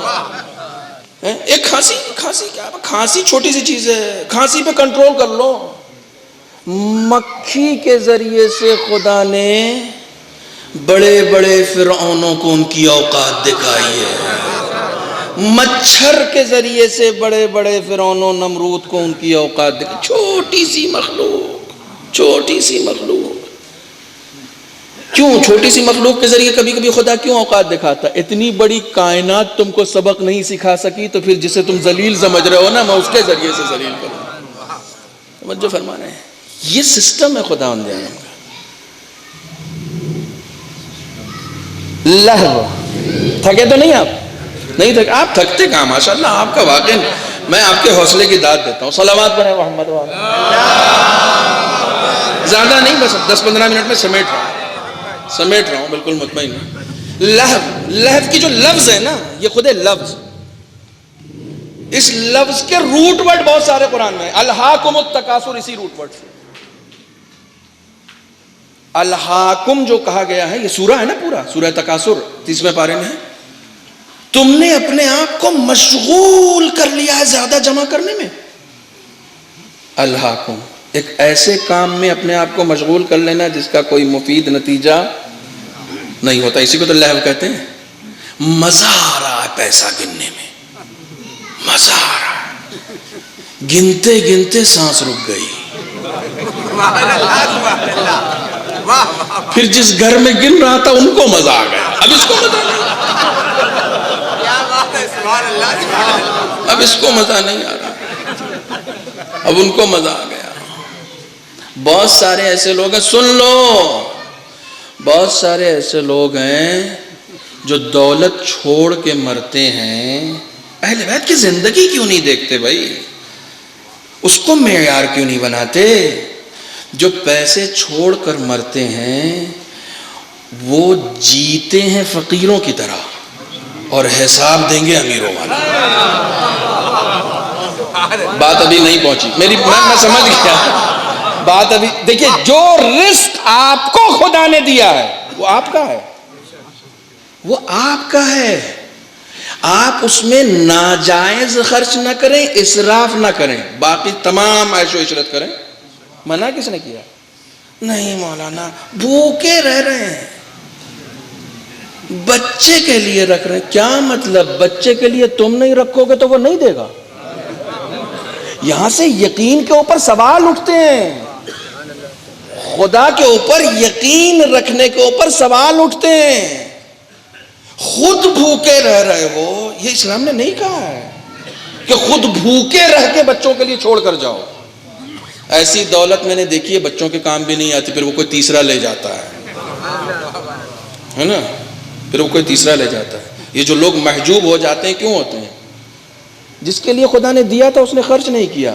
دیا تھا خدا نے امیروں کی طرح رکھنا چاہا تھا, رہا فقیروں کی طرح, لیکن حساب امیروں والا دے گا وہ, کیونکہ خدا نے اس کو امیر بنایا تھا. وہ رہا وہ فقیروں کی طرح. میں کسی آفس میں کام کرتا تھا, نام نہیں لوں گا, وہاں میرے پڑوس میں ایک صاحب اور کام کرتے تھے. انہوں نے اپنی اہلیہ کو فون لگایا, بھائی جو تنخواہ میری تھی وہی ان کی بھی تھی. انہوں نے اہلیہ کو فون لگایا, فون انہوں نے اٹھایا نہیں. دوبارہ کال بیک کیا انہوں نے, تو انہوں نے پوچھا کہاں تھی؟ اچھا سنتا ہے آدمی, سننے سے پتہ چل جاتا ہے کہ کیا کہہ رہے ہیں. کہاں حمام میں تھی, تو ادھر سے کہا ابھی تو تم نے 3-4 دن پہلے نہ آیا تھا, اسی لیے اتنا صابن خرچہ ہوتا ہے. یہ بھی ایک جینے کا سلیقہ ہے. کچھ لوگ اس طریقے سے بھی جیتے ہیں. یہ کس نے کہا ہے؟ نہیں, یہ سچا واقعہ سنا رہا ہوں آپ کو, یہ ہوا میں باتیں نہیں بتا رہا ہوں. صلوات پڑھے محمد و آل محمد.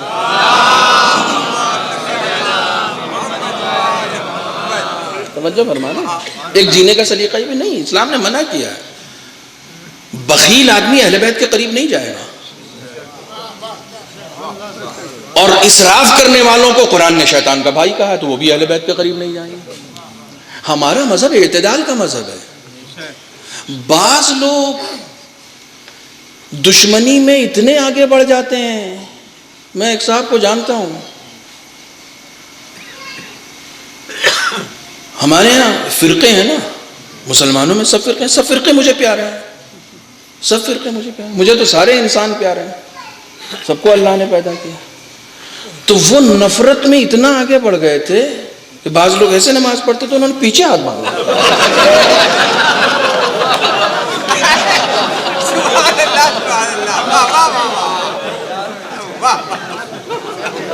مطلب کبھی کبھی کچھ لوگ ایسے ہوتے ہیں کہ ان کو اونچائی سے ڈر لگتا ہے. اب وہ جیسے ہی نیچے دیکھا تو اچھا خاصا نیچے تھا, وہ اتنا پیچھے ہٹے کہ پیچھے سے گر گئے.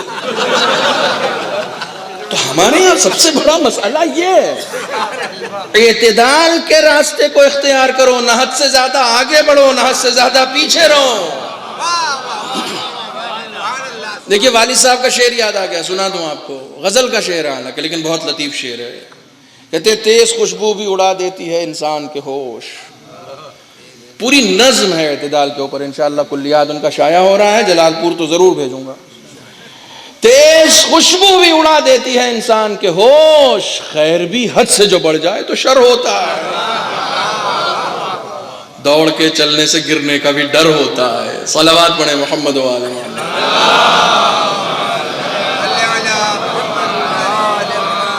تو اعتدال چاہیے. ہم لوگ تو غدیر سے اعتدال لے کر آئے ہیں. اور جو فرمانے نہ آگے بڑھو نہ پیچھے رہو, ایک ساتھ ایک محاذ پر آؤ, سب ایک ساتھ مل کے. اب ہم لوگ آپس میں گروپ بازی کریں, گروہ بندی کریں کہ نہیں یہ فلاں والے ذاکر ہیں, یا فلاں والے ذاکر ہیں, یا فلاں والے شاعر ہیں, یا فلاں والے. قسم خدا کی جب تک دنیا پیش نظر رہے گی, آخرت پس پشت رہے گی, تو ہم شاعر ہوں یا ذاکر اسی طریقے سے بٹے رہیں گے. جب آخرت پیش نظر آ جائے گی تو سب حسین کے پلیٹ فارم پر آ جائیں گے. ابھی آخرت پیش نظر نہیں آئی ہے ہمارے. آخرت پیش نظر نہیں آئی. آخرت کو پیش نظر رکھنا پڑے گا. آخرت کو پیش نظر. ہم لوگوں کے یہاں اگر میں بہت ہی پریکٹیکل باتیں کرنے کی کوشش کرتا ہوں, بہت ہی پریکٹیکل. آپ ابھی ماشاءاللہ خواتین سن رہی ہیں, خدا ان سب کو سلامت رکھے. آپ گھر جائیے گا اور اپنی موت کی بات کیجیے گا ان سے. اب چپ بھی رہو, اور کوئی بات نہیں ہے. تم کو مولوی صاحب نے یہی سکھایا تھا. رسول اکرم کے پاس ایک شخص آیا, اور آنے کے بعد کچھ لوگ بیٹھے ہوئے تھے اور کسی شخص کی تعریف ہو رہی تھی. ارے صاحب یا رسول اللہ, بڑا زبردست آدمی, بہت زبردست. بہت دیر تک لوگ تعریف کرتے رہے. تو رسول خدا نے کہا کہ موت کی بھی کچھ بات کرتا ہے وہ کبھی؟ برزخ کی, موت کی, قیامت کی, آخرت کی. کہا یا رسول اللہ کبھی سنا نہیں اس کی زبان سے. کہا پھر اتنا اچھا بھی نہیں جتنا اچھا تم سمجھ رہے ہو. رسول اسلام کے نزدیک اچھا وہ ہے جو موت کو یاد کرتے. اب حدیث سنا دو. اکیت الناس و اکرم الناس, رسول خدا نے فرمایا ذہین ترین اور محترم ترین شخص وہ ہے کہ اکثرہم ذکراً للموت, جو سب سے زیادہ موت کا ذکر کرے. ذہین ترین اور محترم ترین شخص وہ ہے جو سب سے زیادہ موت کا ذکر کرے. ہم لوگ سب سے کم موت کا ذکر کریں. موت کو اڑنا بچھونا بنائیے. موت بڑی اچھی چیز ہے. موت بہت اچھی چیز ہے, بہت خوبصورت چیز ہے. موت دکھائی نہیں دے رہی ہے لیکن واقعاً بہت خوبصورت ہے. اس حیات سے زیادہ خوبصورت ہے. میں پھر اپنا پرانا جملہ دہراؤں, اور اس جملے سے آپ وجد میں آ جاتے ہیں. موت اتنی ہی خوبصورت ہے کہ زندگی میں علی کا دیدار نہیں ہوتا, موت کے بعد علی کا دیدار ہوتا. موت اتنی ہی خوبصورت ہے, موت اتنی خوبصورت ہے, بہترین چیز ہے موت. آپ یقین جانیں بہت خوبصورت ہے, بہت خوبصورت ہے. جناب علی اکبر کی ولادت ہے آج. بابا ہم حق پر نہیں ہیں. کہا ہم حق پر نہ ہوں گے تو کون ہوگا؟ پھر کیا پڑتا ہے فرق؟ ہم موت پہ جا گرے یا موت ہم پہ آ گرے. اس گھر والوں نے موت کا مزہ بتایا, اس گھر والوں نے, اس خاندان والوں نے موت کا مزہ بتایا کہ موت کیسی ہوتی ہے. یہ دنیا مزرع آخرت ہے. بس وقت میرا ہو گیا زیادہ. مجھے اس کے اوپر بھی بولنا تھا لیکن اب کل بولوں گا. ان لوگوں نے بتایا ہے یہ حیات جسے ہم اور آپ جی رہے ہیں, یہ تو جب جو لوگ عطر کے شوقین ہیں, جو عطر اور پرفیوم خریدتے ہیں, کبھی کبھی عطر اور پرفیوم کی بوتل میں ایک چھوٹی سی بوتل ہوتی ہے نا, وہ جسے کہتے ہیں ہم لوگ کیا بچپن میں کہتے تھے پھاؤ پھکی, فری میں دیتے ہیں اتنی سی, اور ایک بوتل بڑی سی ہوتی ہے. یہ زندگی جو ہم جی رہے ہیں وہ اسی چھوٹی سی بوتل کی طرح جو خدا نے صرف ٹیسٹ کرنے کے لیے دی ہے کہ ذرا اپنی حیات کو چکھ کر تو آؤ کہ کیسے جیتے ہو. پھر ہم تم کو حقیقی حیات دکھائیں گے کہ کیا ہوتی ہے اصلی حیات. امام زمانہ کی ولادت آنے والی ہے.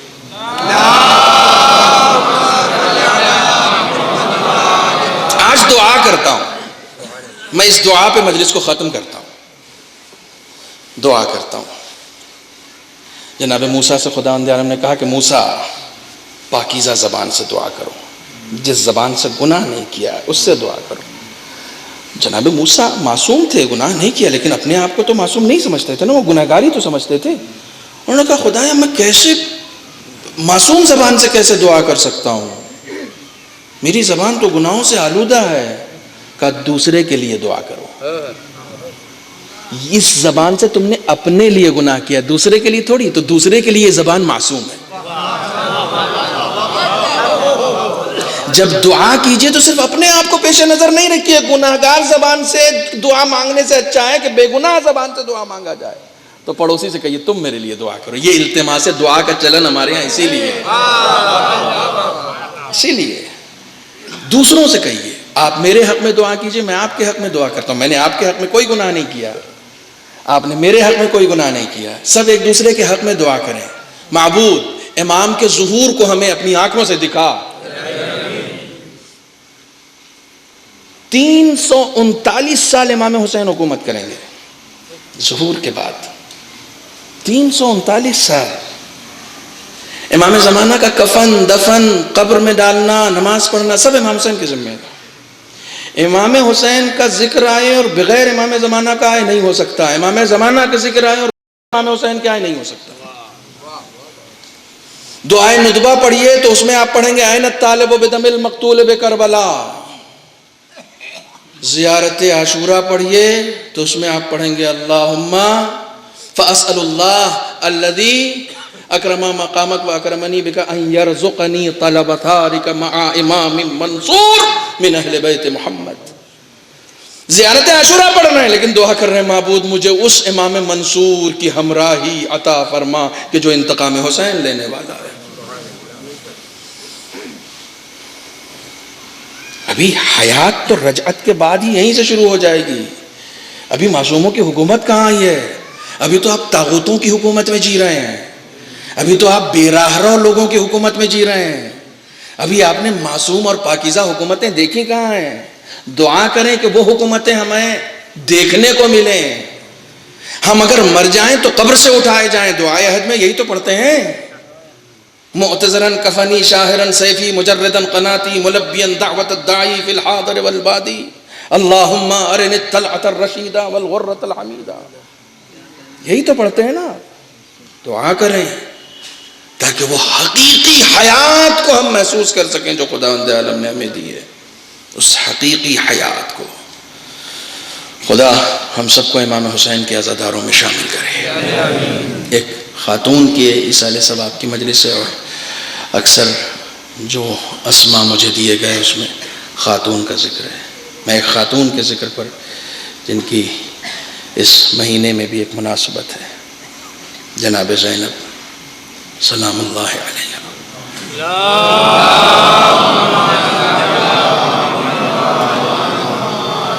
مائیں بہنیں جو ہماری بیٹھی ہوئی ہیں اپنے بچیوں کو گود میں لیے ہوئی ہیں، جب کسی کو کربلا کے لیے کسی کی تربیت کی جاتی ہے تو بڑے ہونے کے بعد نہیں کی جاتی، گودیوں سے تربیت کی جاتی ہے، بچپنے سے تربیت دی جاتی ہے، بچپنے سے تربیت دی جاتی ہے۔ ایک دو روایتیں سن لیں تاکہ غم حسین میں بہایا جانے والا آنسو ہماری مغفرت کا سبب ہو۔ 3 سال کی ہیں جناب زینب، 3 سال۔ آپ یہ نہ سمجھیے گا کہ کربلا میں پہنچنے والی زینب اچانک آمادہ ہو گئی کربلا کے لیے، 3 سال کی سے بھی کم عمری میں آپ کو پتا تھا کہ کیا ہونے والا۔ رسول خدا آتے تھے جناب فاطمہ زہرا کے دروازے پر آ کر سلام کرتے تھے، السلام علیکم یا اہل بیت النبوہ۔ روزانہ ایک دن یہ 3 سال کی بچی دروازے سے باہر آ گئی، نانا علیکم السلام۔ اب کوئی نانا دروازے پر کھڑا ہو، 3 سال کی نواسی دروازے پر آ جائے، کتنا پیار امڑے گا۔ رسول جھک گئے، گھٹنے کے بل بیٹھ گئے، کلیجے سے لگایا شہزادی کو، گود میں اٹھایا، کہا آج میری شہزادی باہر کیسے آ گئی؟ تو بیوی نے کہا کہ میں نے خواب دیکھا ہے۔ تو کہا اماں سے تعبیر کیوں نہیں پوچھی؟ کہا اماں سے پوچھی تھی، اماں نے کہا نانا سے پوچھنا۔ رسول سمجھ گئے، رسول سمجھ گئے کہ اس بچپن میں خدا نے خواب کے ذریعے سے زینب سے کیا کہا ہے۔ گھر لے کر آئے، کہا کیا خواب دیکھا ہے میری شہزادی نے؟ کہا نانا میں نے خواب دیکھا ہے کہ میں ایک بیابان میں ہوں، بیابان میں تیز آندھیاں چل رہی ہیں، آندھیاں اتنی تیز ہیں کہ مجھے دور دور تک کوئی سہارا نظر نہیں آتا۔ نانا تھوڑی دیر کے بعد مجھے ایک درخت نظر آیا، میں دوڑی ہوئی گئی، اس درخت کے سہارے کھڑی ہو گئی۔ کہ نانا طوفان بلاخیز اتنا شدید تھا، طوفان بلاخیز اتنا تیز تھا کہ وہ پیڑ گر گیا، وہ درخت گر گیا۔ نانا میں پھر بے سہارا ہو گئی.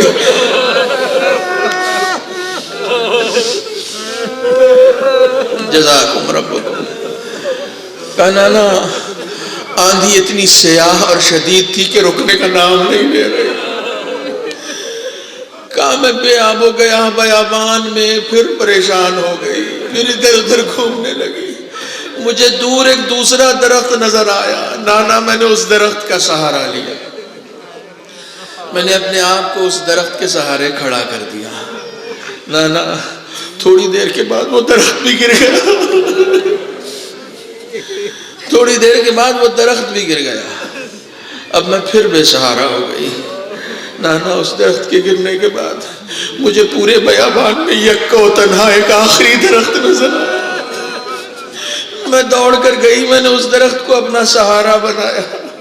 میں اس درخت سے لپٹ کر کھڑی ہو گئی. مگر نانا یہ طوفان اتنا شدید تھا کہ اس درخت کو بھی گرا دیا. یہ کہہ کر جناب زینب پھوٹ پھوٹ کر رونے لگتی. آپ کو جب روتا ہوا دیکھا، رسول خدا نے جب آپ کو روتا ہوا دیکھا نا، تو آپ کو کلیجے سے لگایا. کہا بیٹا رونے کا کیا سبب ہے؟ کہا نانا جب یہ آخری پیڑ گرا نا تو ہوا نے میرے سر سے چادر اڑا دی.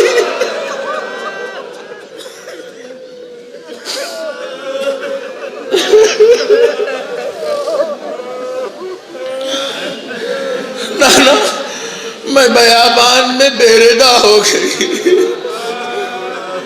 جزاکم ربکم جزاکم ربکم. اب رسول خدا کیا تعبیر بتائیں؟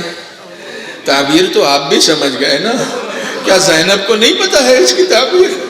لیکن زینب اپنے خواب کی تعبیر رسول سے سننا چاہتی ہے. رسول نے کہا ہاں بیٹا، میرے بعد میرے اہل بیت پر ایک ایسا ہی طوفان آنے والا. میرے اہل بیت پر ایک ایسا ہی طوفان آنے والا ہے. پہلے میری بیٹی کے دروازے پر آگ اور لکڑیاں لے کر لوگ جمع. اس وقت جو درخت تجھے سہارا دکھائی دے رہا تھا وہ تیرا بابا علی مرتضیٰ. لیکن یہ طوفان بلاخیز تیرے بابا کو بھی تجھ سے چھین لے گا. شعبان المعظم کے بعد رمضان المبارک آنے والا. کہا 19 رمضان کو تیرے بابا کا سر قلم کر دیا.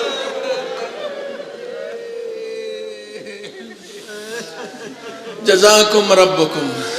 کہا جب تیرا بابا اس دنیا سے رخصت ہو جائے گا نا تو تیرا دوسرا سہارا میرا فرزند حسن مجتبیٰ، وہ دوسرا درخت جو تیرے لیے سہارا بنا تھا. مگر سن 50 ہجری میں تیرا وہ سہارا بھی اس دنیا سے گزر جائے، وہ درخت بھی اکھڑ جائے گا. کہا تیرا آخری سہارا میرا مظلوم حسین. کہا بیٹا جب میرا مظلوم حسین اس دنیا سے رخصت ہوگا نا تو تجھے صبر کرنا پڑے گا، کیونکہ قتل حسین کے بعد تمہاری چادریں چھینی.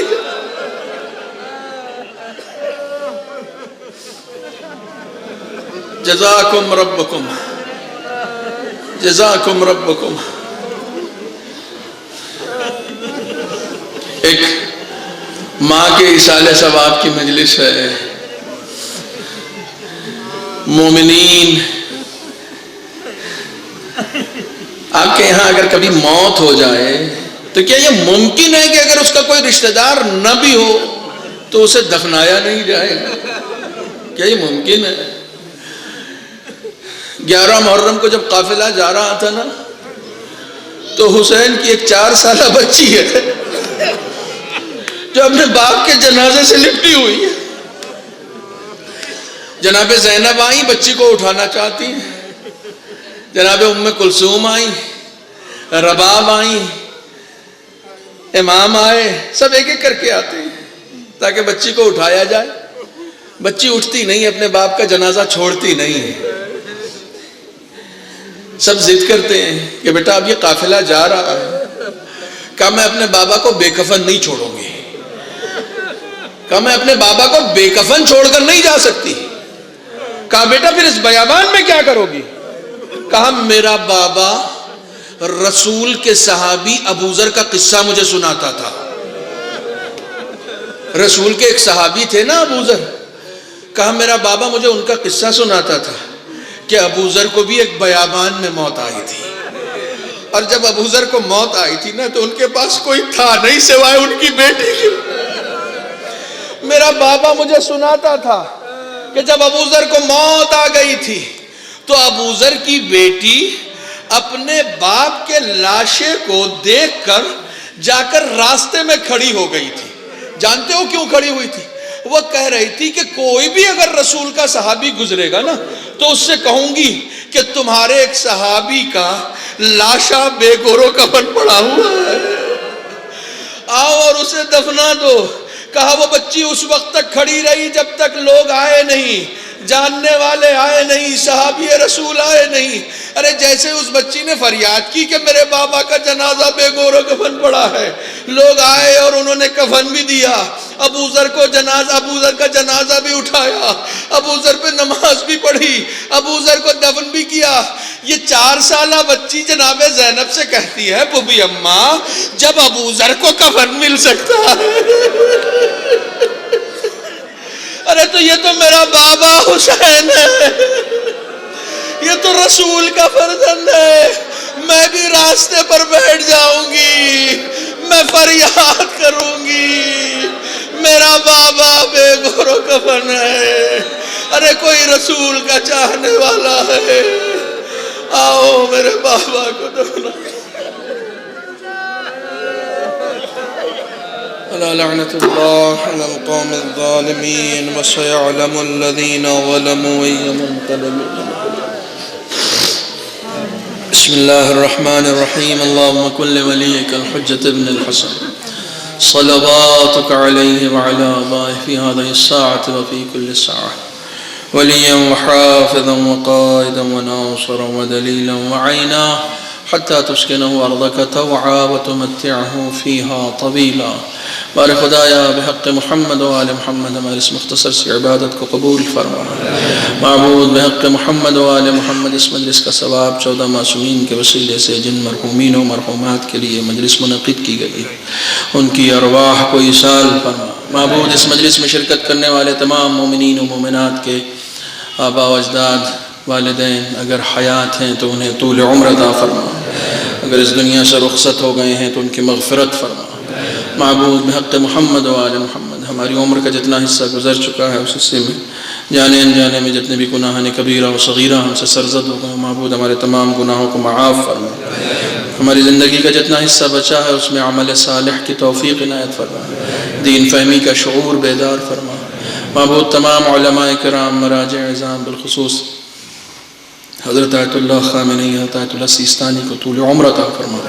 معبود جہاں جہاں بھی مومنین بستے ہیں بالخصوص سعودی عرب کے مومنین کی حفاظت فرما، دشمنوں کو نیست و نابود فرما، انسان دشمنوں کو اس دنیا سے تباہ و برباد کر دے۔ معبود بحق محمد و آل محمد منتقم خون حسینی سلطان دماء حضرت امام عصر کے ظہور میں تعجیل فرما، ہمیں ان کے اعوان و انصار میں شمار فرما۔